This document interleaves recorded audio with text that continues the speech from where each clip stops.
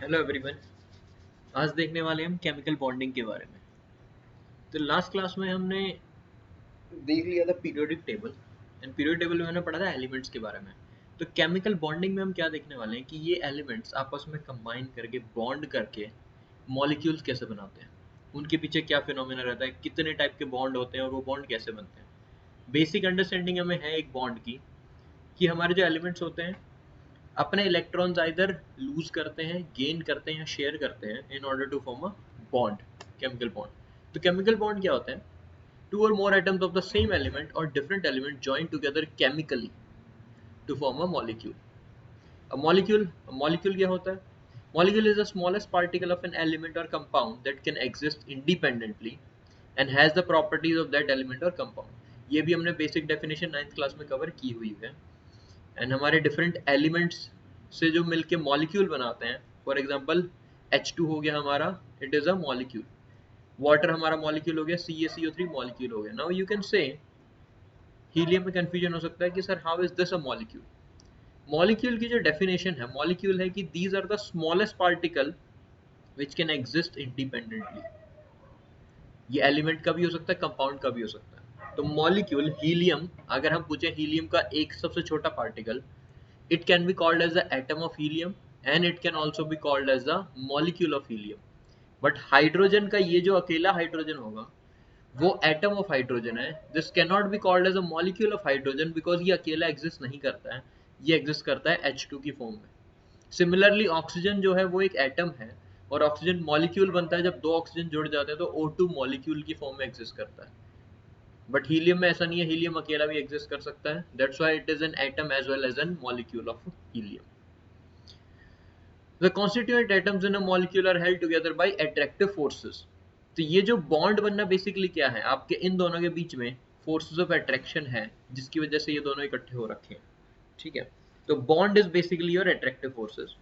The attractive forces which holds various constituents, atoms, ions, etc. together in different chemical species is called as a chemical bond। तो ये हो गया हमारा chemical bond। अब second question आप पूछ सकते हो कि केमिकल बॉन्ड सर बनाते क्यों है ये जो एलिमेंट्स हैं। तो एलिमेंट्स हमने बोहर्स मॉडल में पढ़ा था कि they are all trying to achieve the stable octet formation, noble gas configuration achieve करना चाहते हैं। फॉर एग्जांपल आपका सोडियम है, सोडियम के आउटर मोस्ट शेल में आपका एक इलेक्ट्रॉन है, तो वो क्या करेगा, उस एक इलेक्ट्रॉन को लूज कर देगा so that it becomes neon के जैसी कॉन्फ़िगरेशन आ जाए। नियॉन के जैसी कॉन्फ़िगरेशन क्यों चाहता है वो? Because it is a much stabler configuration, उसका अपना एनर्जी लेवल डाउन हो जाता है। एंड हर कोई नेचर में सब के सब वो चाहते हैं कि हम मोर स्टेबिलिटी की तरफ जाएं। तो every system tends to be more stable and bonding is nature's way of lowering the energy of the system to attain the stability. Sodium अपना नॉर्मल है, सोडियम और सोडियम प्लस है, अपना एक इलेक्ट्रॉन दे चुका है और ऑक्टेट कंप्लीट है अभी। Na plus is more stable. ठीक है, तो elements tend to attain the noble gas configuration of completely filled outer shells in order to gain stability। stability के लिए noble gas configuration लेके आएंगे। ये noble gas configuration लेने के लिए they engage in chemical bonding। तो ये है रीजन कि chemical bonding करते क्यों है, because they want to be more stable in order to। और stability कहाँ आती है? noble gas configuration पे stability आती है, वो अचीव करने के लिए they will go into chemical bonding। Mechanism क्या है केमिकल बॉन्डिंग के, ये भी हमने बच्चों ने पढ़ा हुआ है। वैलेंसी हमें पता है, वैलेंस इलेक्ट्रॉन। ठीक है, तो एटम के जो वैलेंस इलेक्ट्रॉन होते हैं, these are the electrons in the outermost shell, और यही कंबाइन करते हैं। जो इनर शेल वाले जो इलेक्ट्रॉन होते हैं वो कंबाइन नहीं करेंगे। एटम्स क्या करते हैं, जो अपने आउटर मोस्ट वैलेंस शेल के इलेक्ट्रॉन्स होते हैं, अपने वैलेंस शेल में either they will gain electrons, अगर उनको गेन करने से उनका नोबल गैस कॉन्फ़िगरेशन हो जा रही है तो they will gain. For example chlorine होगा आपका, क्लोरीन एक इलेक्ट्रॉन गेन करके Cl माइनस बन जाएगा और इसके आउटर मोस्ट इलेक्ट्रॉनिक कॉन्फ़िगरेशन हो जाएगी 288, ये इसका कंप्लीट हो गया। ठीक है, सिमिलरली बाय लूजिंग इलेक्ट्रॉन कर सकते हैं। सोडियम हो गया, सोडियम एक इलेक्ट्रॉन लूज कर देगा, it will become Na plus and configuration हो जाएगी 2,8। सोडियम की होती है 2,8,1, इसकी होगी 2,8। ये electronic configuration I would want, पहले भी मैंने बहुत ज़्यादा स्ट्रेस किया था, अगर आपको अभी भी याद नहीं है तो बहुत ज़्यादा अच्छे से याद कर लो एटलीस्ट फर्स्ट 20 एलिमेंट्स की। ठीक है, पीरियोडिक टेबल के पहले 20 एलिमेंट्स हाइड्रोजन से लेकर कैल्शियम तक का आपको अच्छे से याद हो जाना चाहिए, इलेक्ट्रॉनिक कॉन्फ़िगरेशन सबका। and they also do by sharing of electrons in such a way that the outer shell become completely filled. तो इलेक्ट्रॉन्स को ये शेयर भी कर सकते हैं. फॉर एग्जांपल ये हाइड्रोजन है, ये दूसरा हाइड्रोजन है, इनको अपनी एक एक इलेक्ट्रॉन है इनके पास, एक इसके पास है, एक इसके पास है, and in order to complete their octet, पहले उसमें बस दो ही आ सकते हैं पहले शेल में, तो इसको एक इलेक्ट्रॉन और चाहिए, तो ये क्या करते हैं, अपना शेयर कर लेते हैं एक दूसरे के साथ, दे शेयर देयर इलेक्ट्रॉन्स. ठीक है. The valency of an element is the number of electrons of the element gains, loses or shares when it forms a chemical bond. तो वैलेंसी हमारी क्या होती है, वैलेंसी इज बेसिकली ये नंबर ऑफ इलेक्ट्रॉन जो उसने गेन, लूज और share किए हैं केमिकल बॉन्ड फॉर्म करते वक्त. तो ये है मैकेनिज्म, तीन मैकेनिज्म हो गए, आइदर गेन, आइदर लूज और share electrons. Gaining, losing and sharing की वजह से डिफरेंट टाइप्स ऑफ बॉन्ड बनेंगे.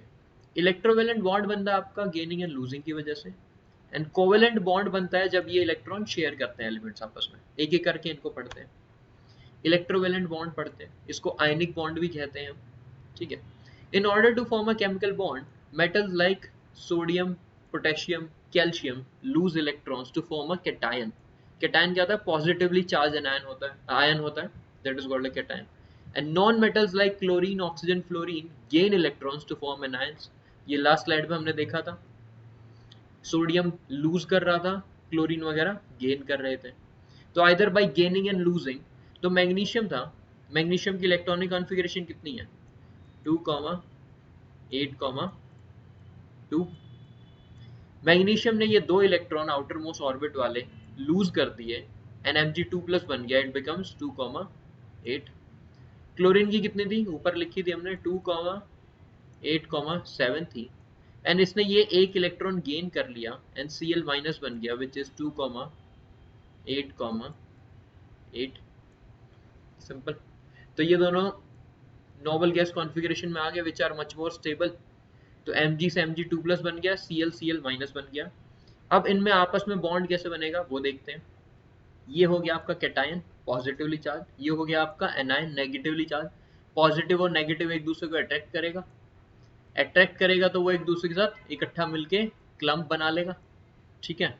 And they will form a compound. कौन सा बनेगा, MgCl2 बनेगा. Magnesium and chlorine they will form MgCl2. दो क्लोरीन क्यों आएंगे, बिकॉज एक मैग्नीशियम के ऊपर +2 चार्ज है, तो क्लोरीन को, एक क्लोरीन बस एक ही इलेक्ट्रॉन गेन कर रहा है और मैग्नीशियम ने एक ने दो इलेक्ट्रॉन दे दिए हैं, तो ये क्लोरीन को कहेगा कि एक दूसरे क्लोरीन को और उठा के ले आओ, और ये जो मेरा एक इलेक्ट्रॉन तुम ले लेना, एक इलेक्ट्रॉन इसको ले लेना, and that's why we will form MgCl2. तो ऐसे MgCl2 बन रहा है. एंड हम 9th क्लास में कैसे देखते थे, इनका फॉर्मूला कैसे बनाते थे, मैग्नीशियम होता था, क्लोरीन होता था, हम इनकी वैलेंसी लिखते थे कि इसकी 2 है, इसकी 1 है, और इनको फिर याद है क्रॉस मल्टीप्लाई करते थे, एंड तब हम बन जाता था Mg के नीचे आ गया 1 एंड Cl के यहाँ पे आ गया 2. ये हमने सीखा था ऐसे. और एक्चुअल में हो क्या रहा है, एक्चुअल में हो रहा है कि मैग्नीशियम दो इलेक्ट्रॉन दे रहा है, जिनमें से एक क्लोरीन बस एक ही इलेक्ट्रॉन ले रहा है, तो दो क्लोरीन आ जाएंगे, एक एक इलेक्ट्रॉन को लेंगे और वो दोनों क्लोरीन जुड़ जाएंगे मैग्नीशियम के साथ to form MgCl2. This is your basic process of ionic bond. The cations and anions thus form attract each other and are held together by strong electrostatic forces of attraction. Cation और anion के बीच में attraction forces है, उसकी वजह से इकट्ठे रहेंगे. The bond formed as a result of these electrostatic forces of attraction is known as electrovalent और ionic bond. ये देखो, तो आपको अगर मैं कहूँ कि मैग्नीशियम और क्लोरीन का आपको इलेक्ट्रोवेलेंट बॉन्ड दिखाना है, तो this is the structure you should follow. अगर मैं आपको कहूँ सोडियम एंड क्लोरीन आपस में क्या बनाएंगे, तो उनका भी आप ऐसे ही फॉलो करोगे. मैग्नीशियम की जगह सोडियम होगा, नीचे उसकी इलेक्ट्रॉनिक कॉन्फ़िगरेशन लिखनी है फर्स्ट थिंग. देन ये दिखाना है कि Mg forms Mg+2 and 2 electrons, electronic configuration सबकी नीचे लिखते रहनी है. सिमिलरली क्लोरीन एक इलेक्ट्रॉन गेन करके Cl- बनाएगा. कभी भी ये मत लिख देना गलती से कि Mg-2 इलेक्ट्रॉन, ये मत लिख देना, दिस इज रॉन्ग. क्योंकि आपने देखा है केमिकल इक्वेशन हमने कितनी भी पढ़ी है, सब में हमेशा प्लस रहता है. ठीक है. तो मैग्नीशियम जो होगा ये अपना, और इसको रिप्रेजेंटेशन, अगर ग्राफिकल रिप्रेजेंटेशन है तो इस तरीके से किया जाता है, उसका फिगर में ऐसे दिखाना है. Mg होगा, उसके आउटर मोस्ट शेल के इलेक्ट्रॉन दिखाने हैं आपके दो, क्लोरीन है उसके आउटर मोस्ट के दिखाने क्रॉस से 7 होंगे, देखो 1 2 3 4 5 6 7। सिमिलरली इस क्लोरीन के पास भी 2 2 2 और 1 7। तो ट्राई करना कि इकट्ठे मारना क्रॉस, लाइक 2 को इकट्ठे 2 को इकट्ठे 2 को इकट्ठे, ताकि एग्जामिनर को बस देखते ही समझ में आ जाएगी ओके 7 है, उसको गिनने ना पड़े रैंडमली। यहाँ से फिर मैग्नीशियम का एक यहाँ पे आप दोगे इस एरो के थ्रू, दूसरा यहाँ पे दिखाओगे एंड यहाँ पे दिखा दोगे Mg+2 अपनी ब्रैकेट में, एंड ये वाली ब्रैकेट में क्लोरीन माइनस और 2 क्लोरीन होंगे तो नीचे आ जाएगा 2। एंड क्लोरीन के देखो अपने इलेक्ट्रॉन क्रॉस से हैं और जो मैग्नीशियम से जो इलेक्ट्रॉन आया है वो इन्होंने यहाँ पे दिखा रखा है, ठीक है। तो this is the formation of magnesium chloride. Similarly sodium chloride का ही बना सकते हो, वो और ज्यादा इजी रहेगा, वहां पे बस एक ही क्लोरीन रहने वाला है और एक इलेक्ट्रॉन यहाँ से जाएगा सोडियम के पास से और उधर चला जाएगा, ठीक है। तो the bond formed as the result of this electrostatic force of attraction it termed as electrovalent और आयनिक बॉन्ड। ये हो गया हमारा आयनिक बॉन्ड बनता कैसे है। होमवर्क आपका क्या रहेगा, NaCl का स्ट्रक्चर वो बनाना है आपको, फॉर्मेशन Na2O का बनाना है, AlCl3 का और CaO का बनाना है। घर पे जाओ पहले MgCl2 का यहाँ पे जो हमने देखा है पहले इसको अच्छे से देखो, फिर खुद से बनाओ एंड उसके बाद इन चारों का जाके खुद से बनाओ। अगर आपको चेक करवाना हो you can get it checked also by putting on the WhatsApp group. अब व्हाट्सएप ग्रुप पे डाल देना, मैं आपको बता दूंगा कि आपने ठीक किया है नहीं किया, एक भी डाल दोगे चेक हो जाएगा तो ठीक हो जाएगा। नेक्स्ट हम आते हैं कोवेलेंट बॉन्ड पर, ठीक है। ये जो टॉपिक्स आपके ionic bond and covalent bond actual में एनसीईआरटी में आपके थोड़े स्प्रेड आउट है।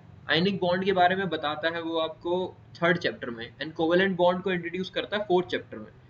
बट आई थिंक हमें एलिमेंट्स के बाद, हमने एलिमेंट्स पढ़े पीरियोडिक टेबल में, उसके बाद डायरेक्टली फ्लो यही होता है कि हम ये देखें कि एलिमेंट्स कंबाइन कैसे हो रहे हैं।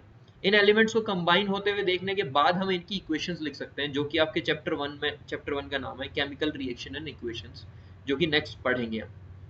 तो कोवेलेंट बॉन्ड के बारे में जानते हैं पहले, इनको अच्छे से पढ़ना है, सारा आपके सिलेबस में, सारा एनसीईआरटीज में दिया हुआ है।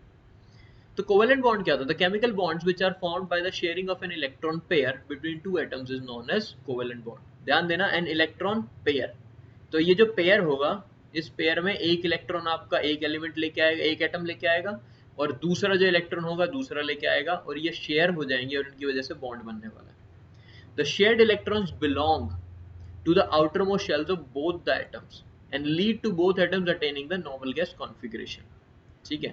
जो हमने हाइड्रोजन का एग्जांपल लिया था, ये हाइड्रोजन था, ये हाइड्रोजन था, ये एक था, इसका एक इलेक्ट्रॉन था, एंड हमने कहा था कि जो शेयर्ड इलेक्ट्रॉन होंगे they will belong to both of the atoms, दोनों एटम्स के बीच में यहाँ पे शेयर हो गए, ये दोनों के बिलोंग करेंगे, इसलिए ये भी कह सकता है कि मेरे पास 2 इलेक्ट्रॉन है, ये भी कह सकता है मेरे पास 2 इलेक्ट्रॉन है। एंड शेयरिंग में आप देख सकते हो कि चार्ज नहीं आ रहा है किसी के ऊपर भी, ऐसा नहीं कि इसके ऊपर पॉजिटिव चार्ज आ गया, इसके ऊपर नेगेटिव आ गया, क्योंकि किसी ने भी अपना इलेक्ट्रॉन गेन या लूज नहीं किया है, they both are merely sharing it. Elements form covalent bonds because it is not always feasible to form ionic bonds. अब बनाते क्यों हैं हम, शेयरिंग की नौबत क्यों आ रही है हमारी, क्योंकि आयनिक बॉन्ड बनाना हमेशा पॉसिबल नहीं होता है। इसका बहुत ज्यादा अच्छा एग्जाम्पल चैप्टर 4 में दे रखा है, कार्बन में ही।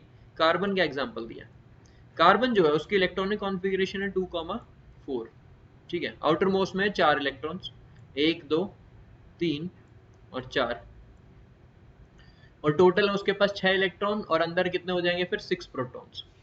ना कार्बन से अगर हम पूछें कि कार्बन को स्टेबल ऑक्टेट अपना बनाने के लिए आइदर 2 ऑप्शन है, 2,8 का ऑप्शन है कि अगर ये 4 इलेक्ट्रॉन्स को गेन कर ले तो 2,8 बन जाएगा, या फिर 4 इलेक्ट्रॉन को लूज करके कार्बन यहाँ पे सिर्फ 2 इलेक्ट्रॉन कॉन्फ़िगरेशन रह जाए, 2 इलेक्ट्रॉन रह जाएंगे, बाकी 4 अपने लूज कर देगा। अब प्रॉब्लम देखते हैं दोनों केसेस में क्या आने वाली है। कार्बन है, छोटा सा साइज है इसका, और इसके न्यूक्लियस में 6 प्रोटॉन्स है, 6 प्रोटॉन 6 इलेक्ट्रॉन्स को पकड़े हुए हैं। आपने इसमें 1 इलेक्ट्रॉन दिया, ठीक है, इसके हो गए यहाँ पे टोटल 7 इलेक्ट्रॉन 6 प्रोटॉन, आपने एक और दिया, एक और इलेक्ट्रॉन बढ़ गया। अब आपके 6 प्रोटॉन्स जो होंगे वो 7 इलेक्ट्रॉन्स को होल्ड नहीं कर पाएंगे, क्यों, क्योंकि इलेक्ट्रॉन इलेक्ट्रॉन आपस में रिपल्शन करेंगे। जैसे जैसे आप इलेक्ट्रॉन बढ़ा रहे हो, आपने 6 के बाद 7 किया, 7 के बाद 8 किया, 8 करने के बाद क्या होगा, ये जो इलेक्ट्रॉन होंगे इनके आपस में रिपल्शन बढ़ने लग जाएगा, and these 6 protons will not be able to hold the extra electrons that effectively. अब आप कह रहे हो कि सर एक और ऐड कर दूं मैं और उसके बाद एक और ऐड कर दूं, आपने 2,8 बना दिया। यहाँ पे हो क्या चुका है, ये कार्बन है, इसके ऊपर चार्ज आ चुका है 4 माइनस का। आपके पास प्रोटॉन तो 6 ही है एंड इलेक्ट्रॉन आपके हो चुके हैं टोटल 10। 6 प्रोटॉन्स 10 इलेक्ट्रॉन्स को अट्रैक्ट करके होल्ड करके नहीं रख सकते हैं इजीली, क्योंकि इलेक्ट्रॉन इलेक्ट्रॉन रिपल्शन बहुत ज्यादा हो जाएगा and this C4 minus will not be stable. तो ये स्टेबल नहीं होने वाला, ठीक है। देन यू माइट से कि ओके सर इस साइड नहीं जा सकते तो पीछे की तरफ जाते हैं, let's start losing the electrons. तो आपने लूज करना स्टार्ट कर दिया। लूज करने के लिए आपको चाहिए आयनाइजेशन एनर्जी, याद है इलेक्ट्रॉन गेन एंथैल्पी इसको कहते थे, एंड आयनाइजेशन एनर्जी इसका आयन बनाने के लिए। तो आपने पहला इलेक्ट्रॉन निकाला, पहला इलेक्ट्रॉन निकालने में आपको थोड़ा दम लगा बिकॉज 6 प्रोटॉन्स हैं, 6 इलेक्ट्रॉन को होल्ड करके बैठे हैं, तो इसको निकालने में you will need some energy. आपने कोई नहीं निकाल लिया थोड़ी जबरदस्ती करके, ये बन गया C प्लस, बन गया प्लस चार्ज आ गया। अब आपके प्रोटॉन 6 हैं और इलेक्ट्रॉन बच गए 5, तो 6 प्रोटॉन्स जो बचे हुए 5 इलेक्ट्रॉन्स हैं उनको और ज्यादा स्ट्रांगली होल्ड करेंगे। आप कहोगे सर एक और निकाल देते हैं, आपको इसमें दूसरे वाले को निकालने में थोड़ी और ज्यादा एनर्जी लगेगी बिकॉज इनको और ज्यादा अट्रैक्शन से होल्ड किया जा रहा है। आपने जबरदस्ती करके ये भी निकाल दिया। अभी क्या हो गया, C+2 बन चुका है। आपके 6 प्रोटॉन्स अभी बस 4 इलेक्ट्रॉन को होल्ड कर रहे हैं, ठीक है। एंड आप कहोगे कि सर 4 इलेक्ट्रॉन को और ज्यादा स्ट्रांगली होल्ड कर रहे हैं। अब आपको यहां से अगर 2 इलेक्ट्रॉन और निकालने हैं तो उसके लिए आपको बहुत ज्यादा एनर्जी लगानी पड़ेगी, इतनी ज्यादा एनर्जी लगानी पड़ेगी कि it won't be feasible. C4 plus बनने तक आपकी इतनी ज्यादा एनर्जी एक्सपेंड हो जाएगी कि जो बॉन्ड बना के इसको जो फायदा होने वाला था, स्टेबिलिटी आने वाली थी, उसका कोई फायदा नहीं होगा, क्योंकि यहाँ तक पहुंचने में इसकी इतनी एनर्जी खत्म हो गई, इसको इतनी ज्यादा एनर्जी यूज करनी पड़ गई। तो it is not going to be stable. C4 plus भी स्टेबल नहीं है क्योंकि C को C4 प्लस में पहुंचाने के लिए बीच में बहुत ज्यादा टफ है।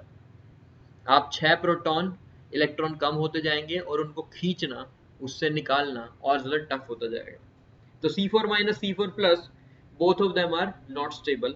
तो इसमें आपके पास ऑप्शन क्या रहता है कार्बन के पास, carbon will say I will share, ठीक है। कार्बन कहेगा ये मेरे 1 2 3 4 इलेक्ट्रॉन थे, ये हाइड्रोजन आएगा, 1 hydrogen 2 hydrogen 3 hydrogen and 4 hydrogen, इन सब के पास अपना 1 इलेक्ट्रॉन है।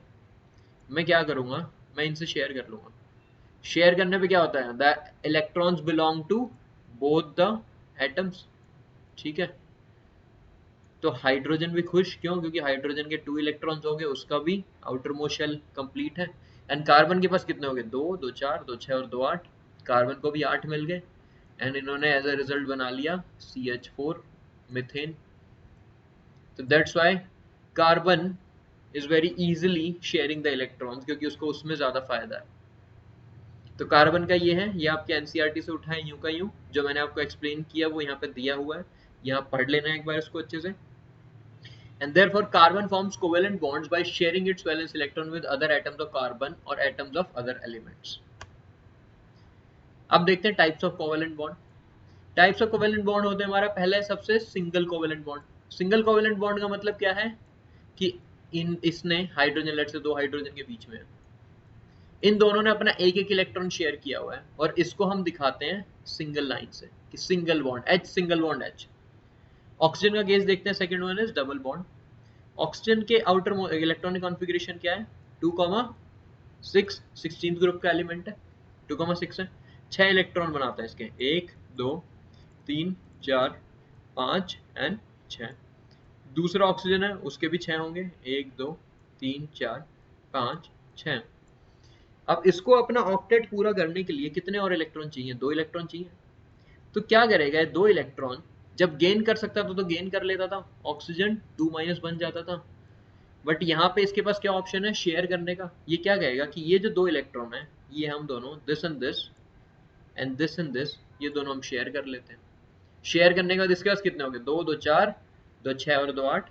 सिमिलरली इसके पास भी 8, दोनों के पास 8 8 हो गए and they form oxygen gas O2, ठीक है। And this is O double bond O।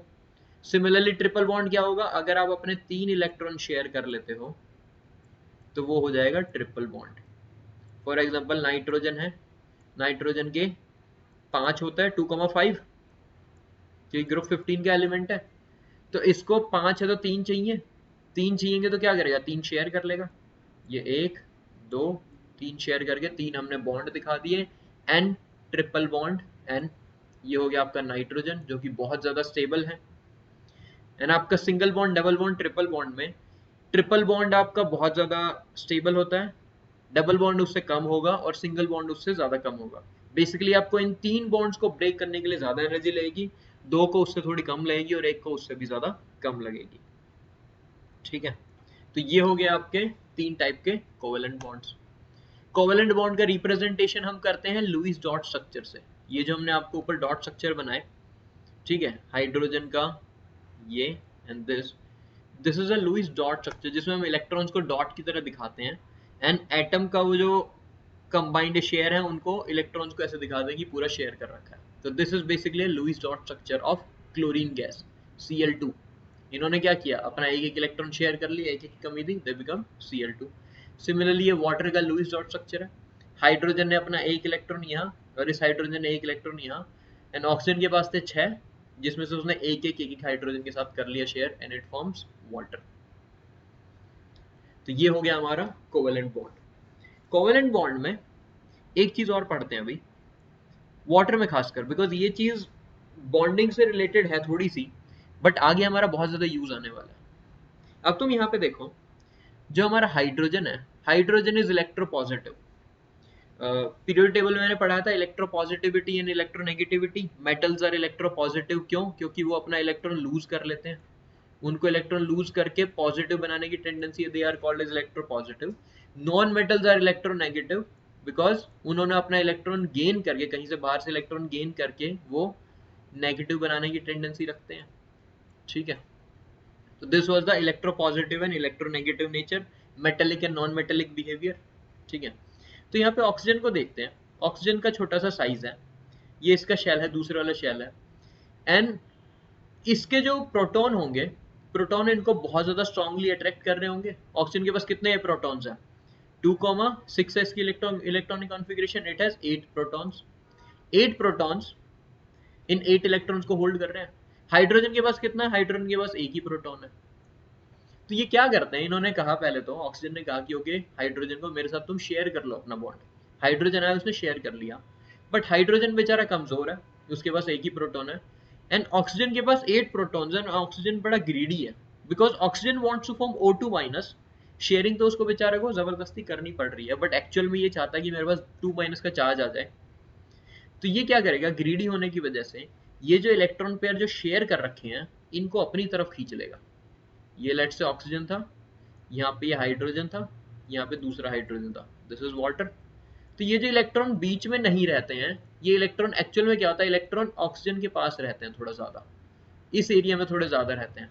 Y? Because oxygen के पास 8 प्रोटॉन्स हैं जो कि बहुत ज्यादा अट्रैक्ट कर सकते हैं, तो ऑक्सीजन जो शेयर्ड इलेक्ट्रॉन पेयर है उसको अपनी तरफ खींच लेता है। एज अ रिजल्ट ऑक्सीजन पे थोड़ा सा डेल्टा नेगेटिव चार्ज आ जाता है, स्लाइटली नेगेटिव, एंड हाइड्रोजन पे स्लाइटली पॉजिटिव चार्ज बन जाता है। ये delta plus and delta 2 minus कर देते हैं इसे। ठीक है, तो ये आप देखो, oxygen being greedy, oxygen being more electronegative, जो शेयर्ड इलेक्ट्रॉन थे उनको अपनी तरफ खींच लेता है। इलेक्ट्रॉन इसके पास गए तो नेगेटिव चार्ज इसके ऊपर ज्यादा आ गया, स्लाइटली नेगेटिव चार्ज डेवलप हो गया, एंड हाइड्रोजन के ऊपर स्लाइटली पॉजिटिव चार्ज डेवलप हो गया, एंड बेसिकली आपके दो पोल्स डेवलप हो गए, this is a positive pole, this is a negative pole, and इसलिए वाटर को हम बोलते हैं कि water is a polar compound. आई बात समझ में?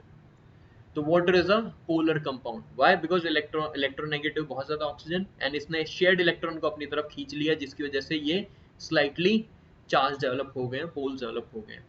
इसका यूज हमें आगे बहुत ज्यादा आएगा, वो बाद में हम देखेंगे। ठीक है, अभी इतना ध्यान रखो कि water is a polar compound. Polar क्यों है? इस रीजन की वजह से। देन हम देखते हैं properties of your ionic compounds. तो आयनिक कंपाउंड जो होते हैं, they do not exist as molecules but as aggregates of oppositively charged ions, example NaCl। ठीक है, तो हमने देखा था उन्होंने क्या बनाया था, Na प्लस बनाया था, NCl माइनस बनाया था। जो आपके आयन्स ये होते हैं, और आपका जो ये हो गया आयनिक कंपाउंड्स, एंड जो आपके कोवेलेंट कंपाउंड थे, दे वर प्रॉपर मॉलिक्यूल, ये हाइड्रोजन दो मिलके एक मॉलिक्यूल बना लेंगे, बट ये जो सोडियम एंड Cl माइनस है, ऐसा नहीं है कि इकट्ठे मिलके इन्होंने एक कोई मॉलिक्यूल बना रखा है। Na प्लस बहुत सारे हैं, Cl माइनस बहुत सारे हैं, एंड Na प्लस जो होंगे एग्रीगेट्स ऑफ मॉलिक्यूल्स होंगे, ऑपोजिटली चार्ज आयंस होंगे और इकट्ठे मिलके बैठे होंगे इस टाइप के स्ट्रक्चर में। ये इस टाइप की अपनी एक लैटिस बना लेते हैं, ठीक है, जिसमें one sodium is surrounded by chlorine Cl minus atoms and Cl minus ion is surrounded by Na plus atoms. तो यहाँ पे भी देखो, ये जो इकलौता है दिस इज सराउंडेड बाय 1 2 3 4 नीचे और एक इधर भी होता है, एक ऊपर भी होता है, 5 6। Similarly this is also surrounded by other elements, other ions, oppositely charge ions. तो यहाँ पे एक क्वेश्चन है आपके लिए जो कि आई वुड एक्सपेक्ट कि आप मुझे व्हाट्सएप पे आंसर करना।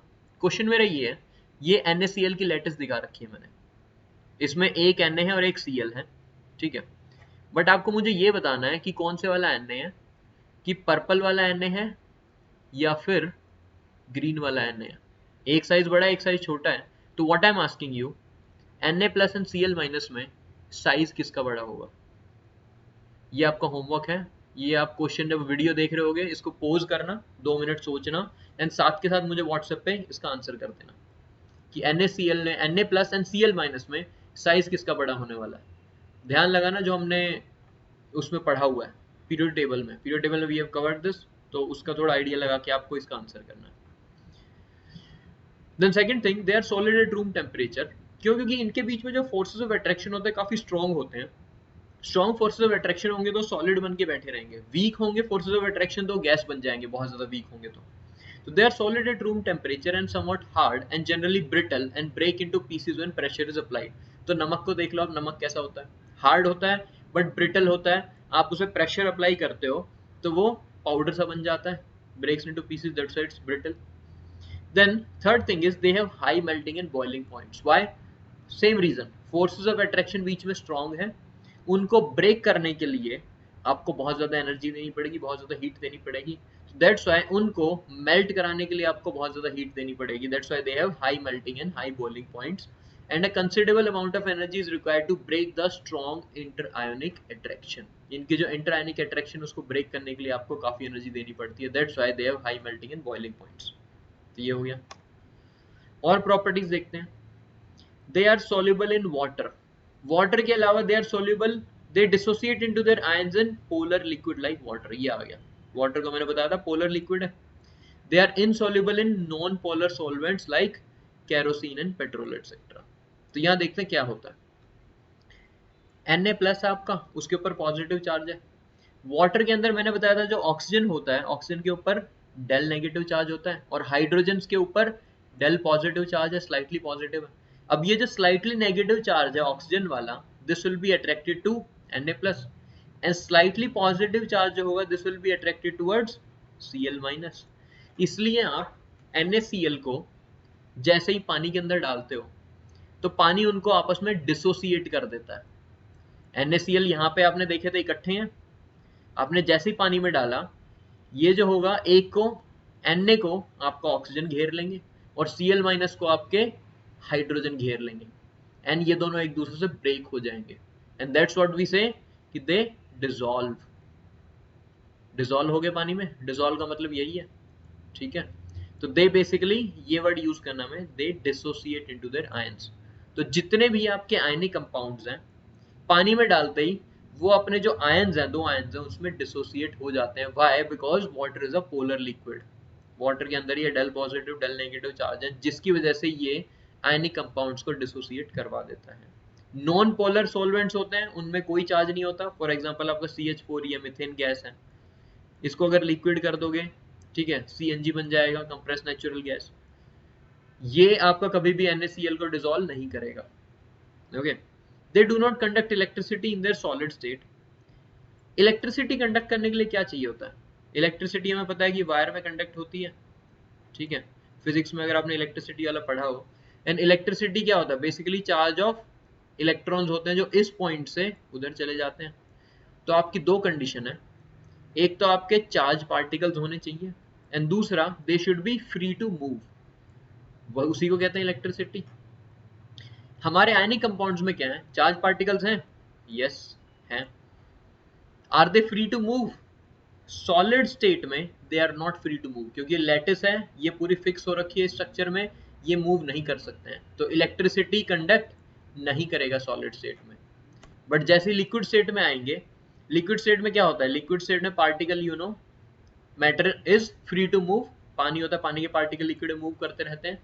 तो सिमिलरली आपने NaCl को अगर लिक्विड बना दिया, मेल्ट कर दिया इसे, it will again conduct electricity. अगर आपने NaCl को पानी में डाल दिया, पानी में डालते ही फिर क्या हुआ, पानी में डालते ही फिर से आयंस हो गए, एंड पानी के अंदर they are free to move. तो अगर यहाँ पे अगर आप अपने 2 इलेक्ट्रोड ऐसे डुबाओगे और यहाँ बीच में बैटरी लगाओगे और यहाँ अगर बल्ब लगाओगे, और जैसे ही कनेक्शन हो जाएगा यू विल सी कि बल्ब जलने लग गया।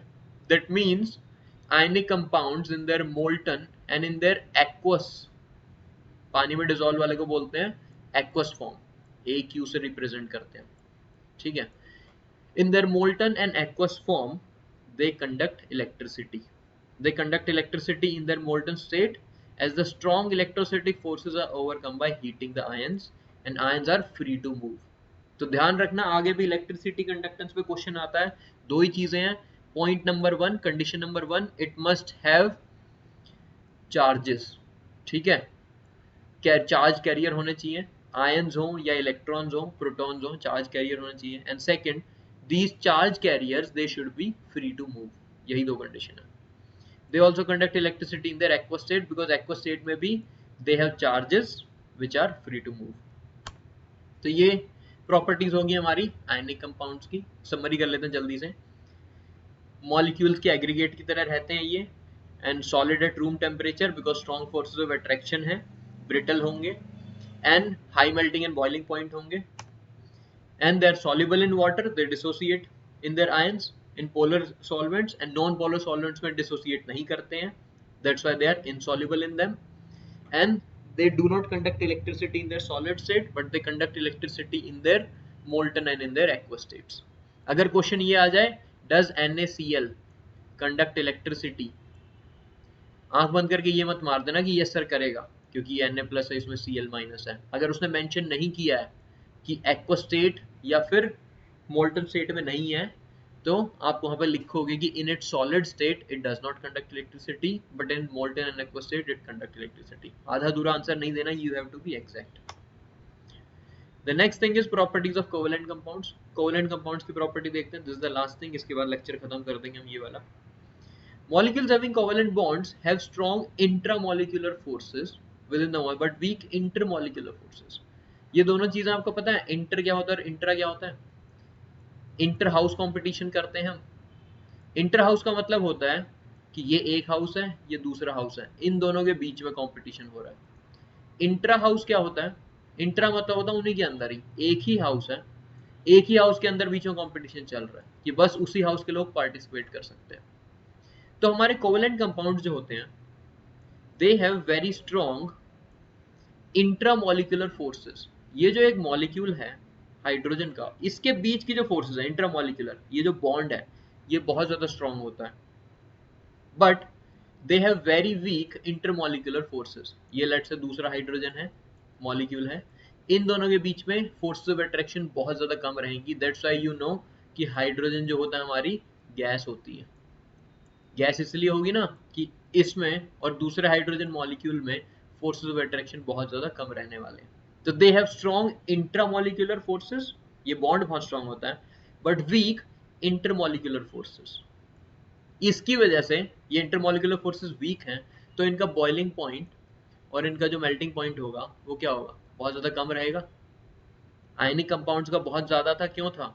Because they had these strong intermolecular forces थे, वो आपस में एग्रीगेट ऑफ आयन इकट्ठे मिलके बैठे हुए थे सारे। इनमें ऐसा नहीं है, तो इनका boiling point and melting point बहुत ज्यादा कम होने वाला है। Due to weak intermolecular forces covalent compounds have low melting and boiling points। covalent compounds do not conduct electricity as there are no charge particles। Charge particle ही नहीं है इसमें, तो इलेक्ट्रिसिटी कंडक्ट नहीं कर सकते, फ्री टू मूव हो या ना हो। अगर चार्ज पार्टिकल ही नहीं है तो there will be no conduction of electricity, ठीक है। तो ये तीन ही पॉइंट है इसके।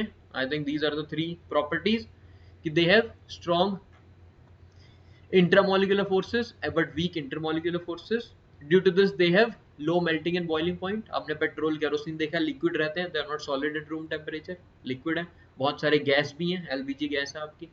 And covalent compounds do not conduct electricity as there are no charge particles formed. तो आप इन सारी चीज़ों को रिवाइज कर लेना अच्छे से. अगर आपको थ्योरी चाहिए इसकी, बुक्स में ढूंढना है, बुक्स में you will find these things in your chapter 4 में मिलेगा कहीं पे बीच में, एंड चैप्टर 3 में मिलेगा आपको. आयनिक कंपाउंड्स 3 में मिलेंगे एंड कोवेलेंट कंपाउंड आपको चैप्टर 4 में मिलेंगे. इनको अच्छे से रिवाइज कर लेना. नेक्स्ट क्लास में हम चैप्टर 1 पढ़ने वाले हैं, स्टार्ट करेंगे ऑफिशियली. ठीक है, केमिकल इक्वेशंस. अभी हमने बॉन्डिंग देख ली है, अब हम देखेंगे कि ये बॉन्डिंग को हम रिप्रेजेंट कैसे करेंगे केमिकल इक्वेशंस में. Okay, till then goodbye, thank you.